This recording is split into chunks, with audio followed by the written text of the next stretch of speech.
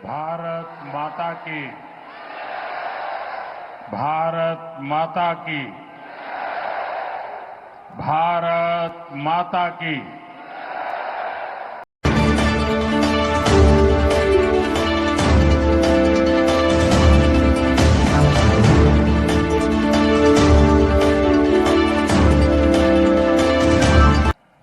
અને અમદાવાદના મારા વાલા ભાઈઓ અને બહેનો,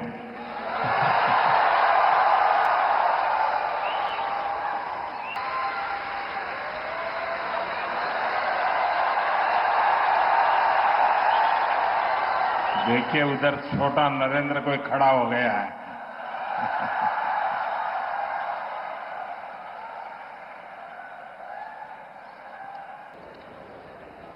साथियों, इस समय देश भर में गणेश उत्सव का एक अद्भुत उत्साह है। गणपति बापा के आशीर्वाद से आज गुजरात के विकास से जुड़ी अनेक परियोजनाओं का भी श्री गणेश हुआ है।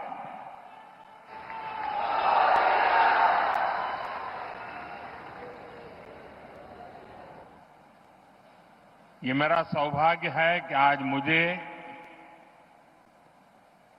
विकास के अनेक प्रोजेक्ट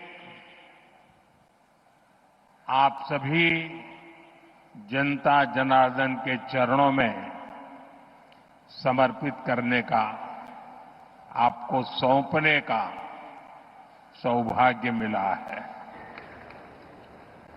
मैं इन विकास कार्यों के लिए आप सभी को बहुत बहुत बधाई देता हूं। रही है और जब टीवी पर विनाश लीला देखते हैं तो अपने आप को संभालना मुश्किल हो जाता है। मैं सभी प्रभावित परिवारों के प्रति मेरी संवेदना व्यक्त करता हूं। प्रकृति का ये प्रकोप पूरे मानव जात के लिए, पूरे विश्व के लिए, पूरे देश के लिए चुनौती बना हुआ है। केंद्र सरकार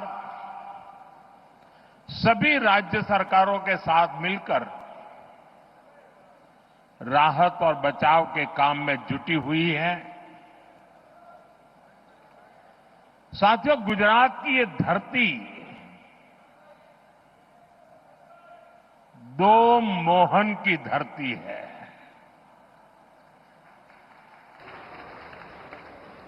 एक सुदर्शन चक्रधारी मोहन यानी हमारे द्वारकाधीश श्री कृष्ण, और दूसरे चरखाधारी मोहन यानी साबरमती के संत पूज्य बापू। भारत आज इन दोनों के दिखाए रास्ते पर चलकर के निरंतर सशक्त होता जा रहा है। सुदर्शन चक्रधारी मोहन ने हमें सिखाया है कि देश की, समाज की रक्षा कैसे करते हैं। उन्होंने सुदर्शन चक्र को न्याय और सुरक्षा का कवच बनाया, जो दुश्मन को पाताल में भी खोज कर सजा देता है। और यही भाव आज भारत के फैसलों में भी देश अनुभव कर रहा है। देश नहीं, दुनिया अनुभव कर रही है।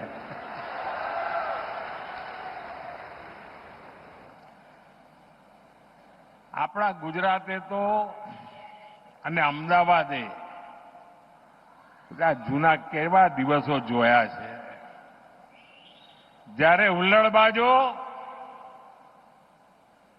ચક્કા ચલાવનારાઓ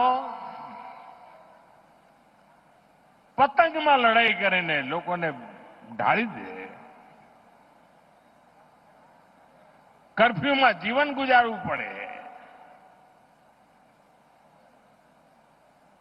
વાર તહેવારે અમદાવાદની ધરતી રક્ત રંજીત થઈ જતી હતી।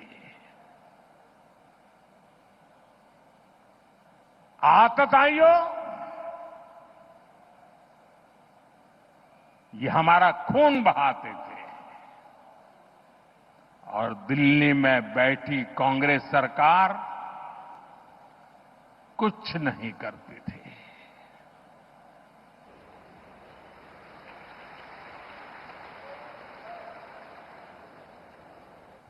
लेकिन आज आतंकवादी और उनके आकाओं को हम छोड़ते नहीं। चाहे वो कहीं भी छुपे हो, दुनिया ने देखा है कि पहलगाम का बदला भारत ने कैसे लिया।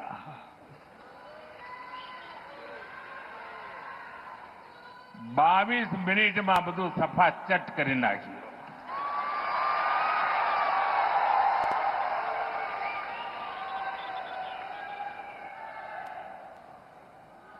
અને સેંકડો કિલોમીટર અંદર જઈને નક્કી કરેલા નિશાન પર જ વાર કરીને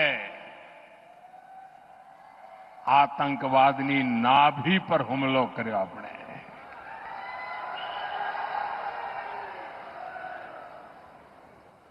ऑपरेशन सिंदूर हमारी सेना के शौर्य और सुदर्शन चक्रधारी मोहन के भारत की इच्छा शक्ति का प्रतीक बन गया है। साथियों, चरखाधारी मोहन हमारे पूज्य बापू ने भारत की समृद्धि का रास्ता स्वदेशी में बताया था।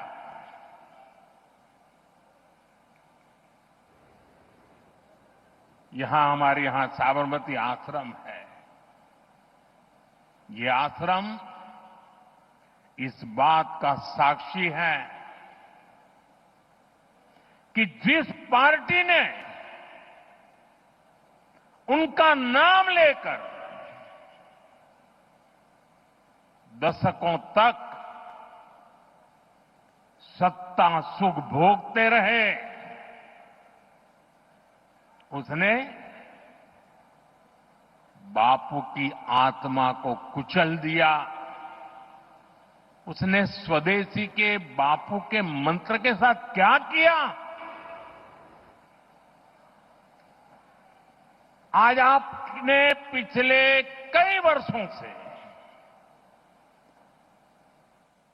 जो दिन रात गांधी के नाम पर अपनी गाड़ी चलाते हैं,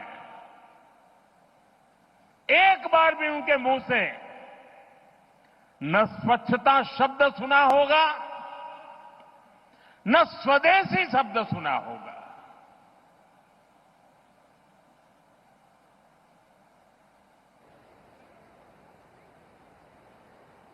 ये देश समझ ही नहीं पा रहा है कि उनकी समझ को क्या हुआ है।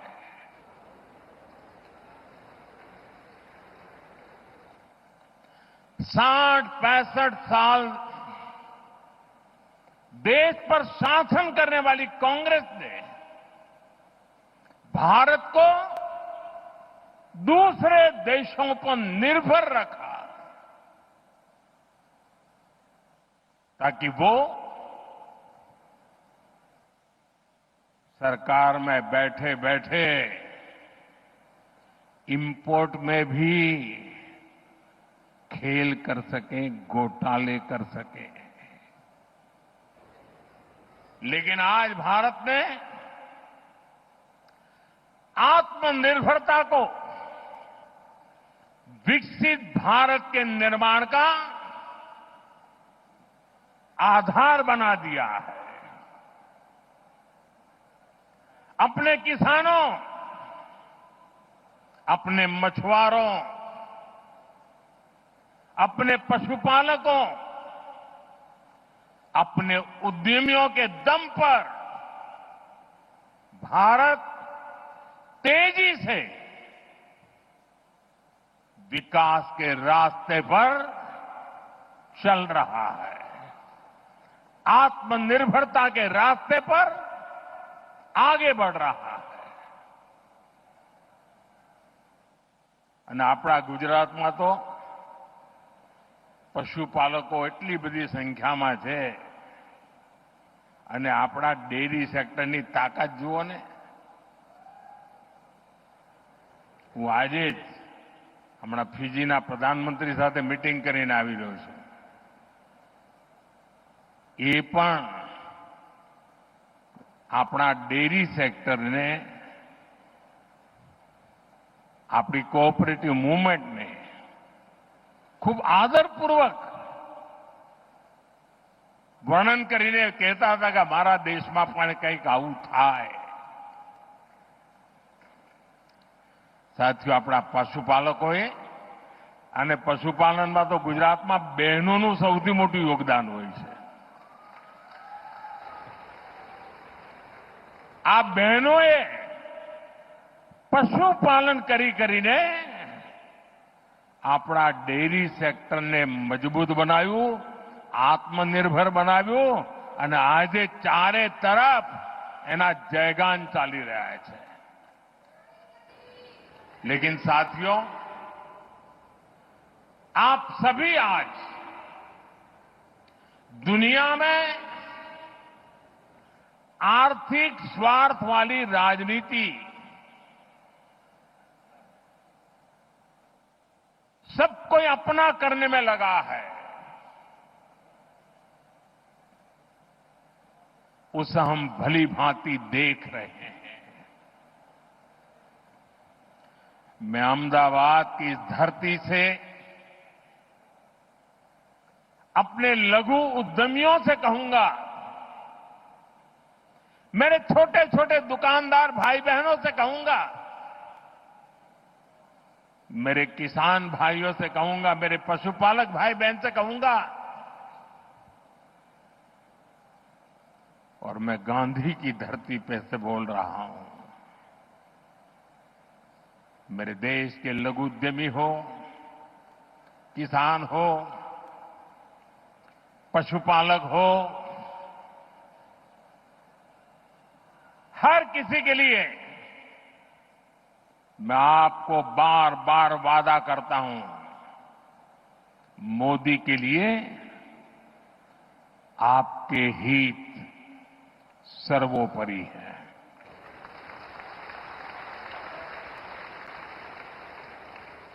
मेरी सरकार लघु उद्यमियों का, किसानों का, पशुपालकों का कभी भी अहित नहीं होने देंगी। दबाव कितना ही क्यों ना आए, हम झेलने की अपनी ताकत बढ़ाते जाएंगे।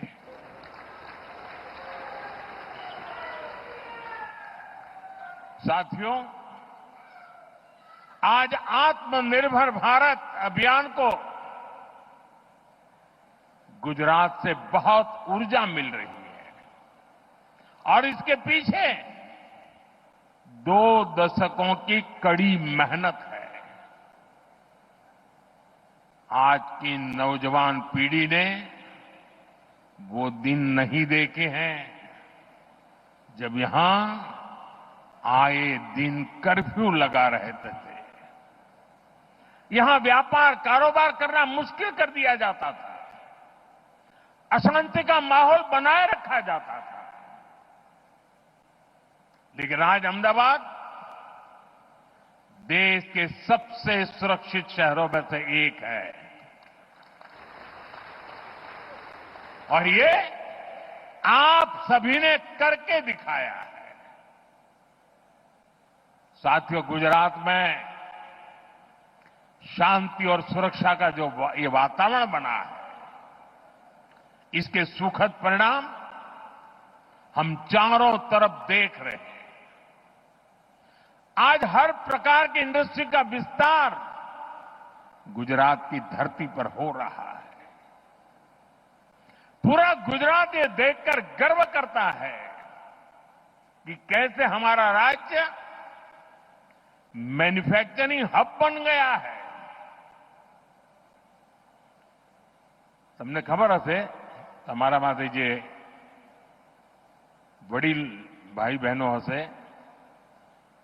જ્યારે ગુજરાતને અલગ થવાનું એક આંદોલન ચાલતું હતું, મહાગુજરાત આંદોલન, ત્યારે અનેક લોકો આપણને કહે કે તમારા ગુજરાત જુદું કરીને શું કરશો, ભૂખે મરશો, એવું કહે। તમારી પાસે છે શું? न कोई खनिज છે, न બારમાસી બહુ નદીઓ છે, 10 વર્ષમાં 7 વર્ષ દુકાળ પડે છે, ન ખાણ ખનીજ હોય, ન કોઈ એવા ઉદ્યોગ ધંધા હોય, ખેતી ના હોય અને ઓછામાં પૂરું અહીંયા રણ હોય અને પેલી બાજુ પાકિસ્તાન હોય। કરશો શું એવું કહેતા। મીઠા સિવાય તમારી પાસે છે શું એવું કહેતા। મજાક ઉડાવતા।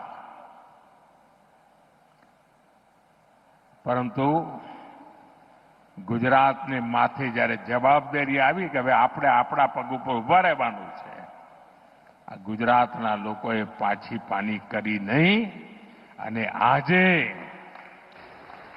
તમારી પાસે શું છે કહેનારાઓને, અમારી પાસે ડાયમંડ નથી ભાઈ, એકે ડાયમંડની ખાણ નથી, પણ દુનિયામાં 10માંથી 9 ડાયમંડ મારી ગુજરાતની ધરતી પરથી આગળ વધતા હોય છે।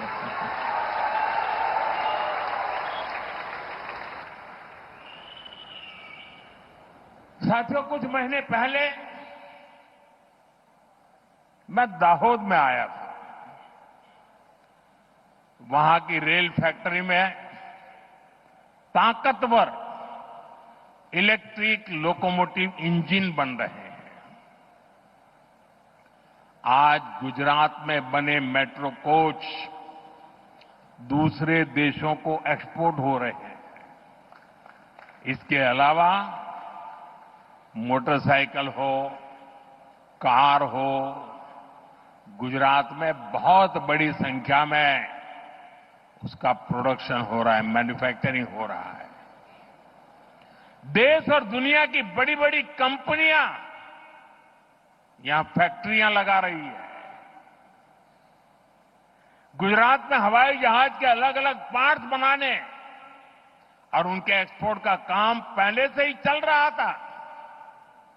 अब वडोदरा में ट्रांसपोर्ट एयरक्राफ्ट भी बनाने का काम शुरू हुआ है। આપણા ગુજરાતમાં વિમાન બને એટલે આનંદ થાય કે ના થાય? अब इलेक्ट्रिक व्हीकल मैन्युफैक्चरिंग का भी गुजरात बहुत बड़ा सेंटर बन रहा है। मैं कल 26 तारीख को हंसलपुर जा रहा हूं। वहां इलेक्ट्रिक व्हीकल मैन्युफैक्चरिंग को लेकर बहुत बड़ी शुरुआत हो रही है। आज जितने भी आधुनिक इलेक्ट्रॉनिक उपकरण बन रहे हैं वो सेमीकंडक्टर के बिना नहीं बन सकते। गुजरात अब सेमीकंडक्टर सेक्टर में भी बड़ा नाम करने जा रहा है। टेक्सटाइल हो, जेम्स एंड ज्वेलरी हो, गुजरात की पहचान बन चुकी है। दवाएं हो, वैक्सीन हो, ऐसे फार्मा उत्पादन के मामले में भी देश का करीब करीब 1/3 एक्सपोर्ट गुजरात से होता है। साथियों, आज भारत सौर, पवन और परमाणु ऊर्जा के मामले में तेजी से आगे बढ़ रहा है। इसमें गुजरात की भागीदारी सबसे अधिक है। હમણાં હું એરપોર્ટથી આવતો હતો, ભવ્ય રોડ શો કર્યો. વાહ, કમાલ કરી આપે. પણ રોડ શો તો ભવ્ય હતો, પણ લોકો ધાબા ઉપર ઉભા હોય, બાલ્કનીમાં ઉભા હોય, તો સ્વાભાવિક રીતે હું એમને આદરપૂર્વક નમન કરતો હતો. પરંતુ મારી નજર ફરતી હતી ચારે બાજુ અને મેં જોયું કે લગભગ મોટા ભાગના ઘરોના ધાબામાં રૂફટોપ સોલાર પાવરના પ્લાન્ટ દેખાતા હતા.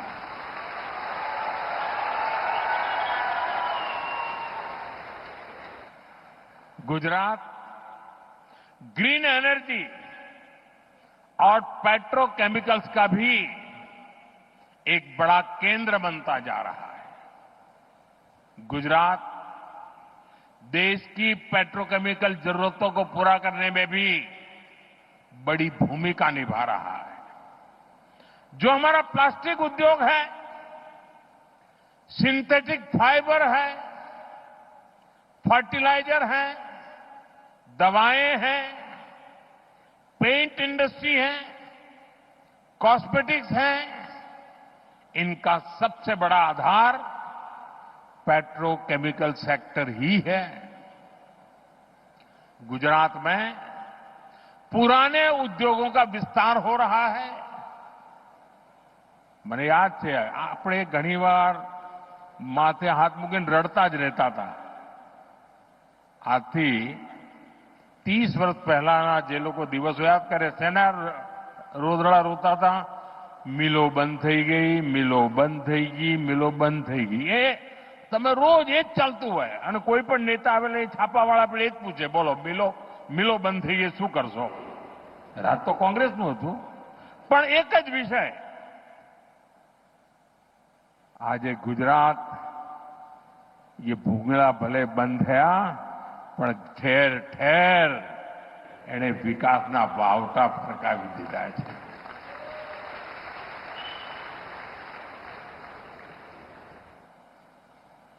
नए उद्योगों की नींव रखी जा रही है और ये सारे प्रयास आत्मनिर्भर भारत को मजबूत कर रहे हैं. इससे गुजरात के युवाओं के लिए रोजगार के लगातार अवसर बन रहे हैं. साथियों, उद्योग हो, खेती किसानी हो या फिर टूरिज्म हो, इनके लिए बेहतरीन कनेक्टिविटी बहुत जरूरी है. बीते 20-25 साल में गुजरात की कनेक्टिविटी का कायाकल्प हो चुका है. आज भी यहां रोड और रेल से जुड़े अनेक प्रोजेक्ट्स का शिलान्यास और लोकार्पण किया गया है.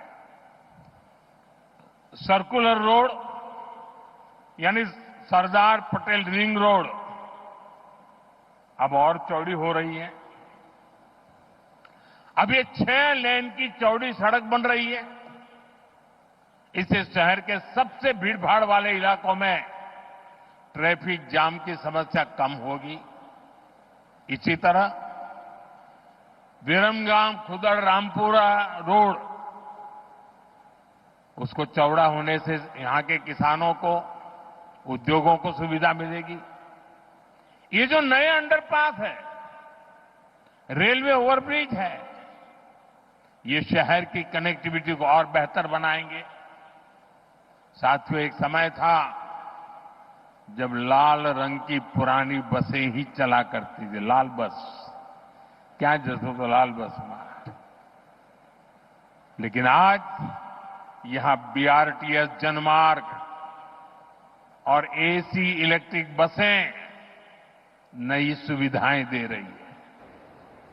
मेट्रो रेल का भी तेजी से विस्तार हो रहा है और इससे अहमदाबादियों के लिए ईज ऑफ ट्रैवल सुनिश्चित हुई है।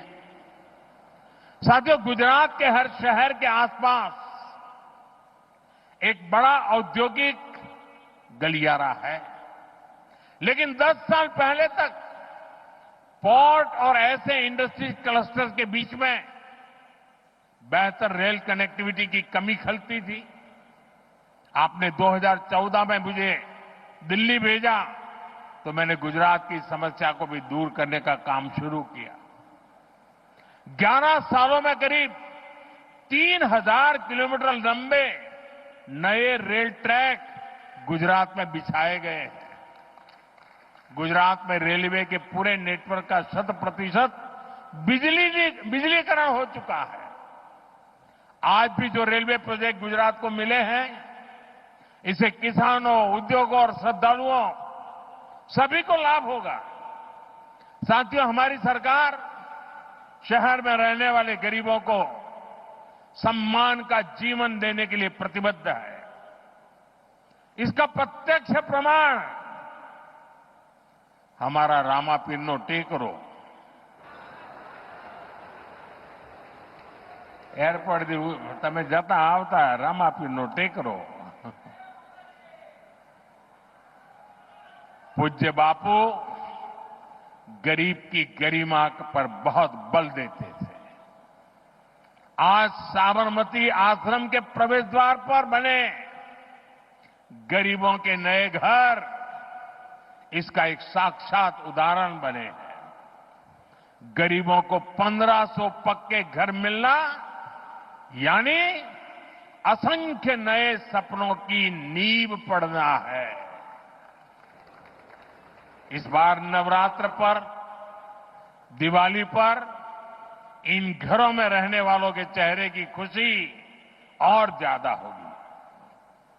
इसके साथ पूज्य बापू को सच्ची श्रद्धांजलि के रूप में बापू के साबरमती आश्रम का नवीनीकरण भी हो रहा है।